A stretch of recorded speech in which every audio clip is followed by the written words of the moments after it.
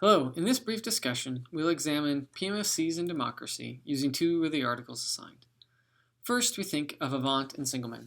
I want you to read this article in a specific way. Read the abstract and read the introduction fairly closely. Then, skip the next section and focus on transparency, constitutionalism, and public consent.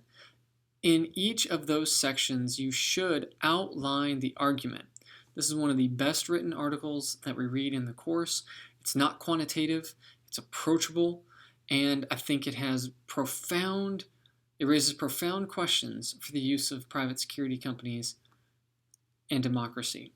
And so I really want you and need you to spend time deep inside each section. Now, how to go about that? You should write your own outline, not extensively. Write a single sentence per paragraph, and sometimes you can skip paragraphs. So if a paragraph is just evidentiary support of a previous point, move forward. But be sure to identify what the authors mean by transparency and Congress, what they mean by constitutionalism and oversight, and what they mean by consent and empathy. If you need to be able to identify the connections in each of those sections, and then you have the article. I think it's extremely well done. I will say one word on public consent.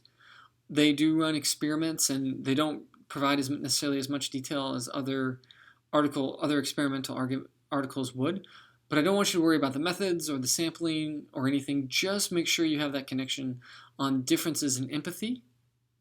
And they have one surprising finding as well. So take a look and make sure you find that.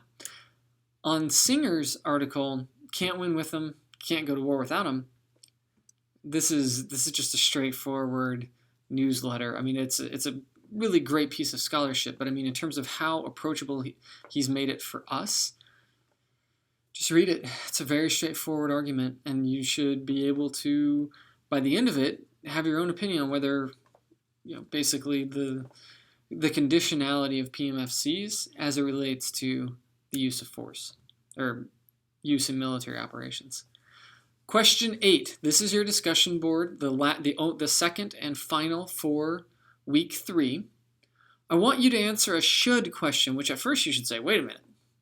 Didn't you drone on and on about non-normative research? I did, because I think it's important to set that frame. But of course what we study has normative implications, right? And you have to consider them.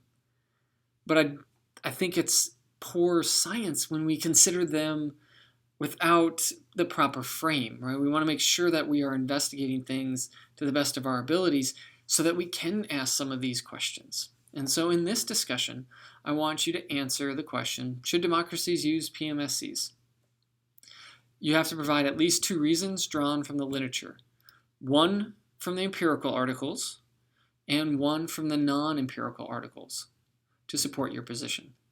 And so, obviously, you're not writing for me. This is your opinion. There's no right or wrong answer here. It's basically write the response, use an empirical or non-empirical. But I do want you to wrestle with this question, because it's not to say that if you say they should not use them, that we could just all of a sudden wish them away and we no longer have exposure to them. Just like if you say, yes, we should use them all the time, it's not like you can just wish that into existence and that's all the United States would use. It's a public policy, and it has to be debated. And one of the things that needs to be debated is the role of democracy in the use. That's it. Hope you enjoyed it. Thanks.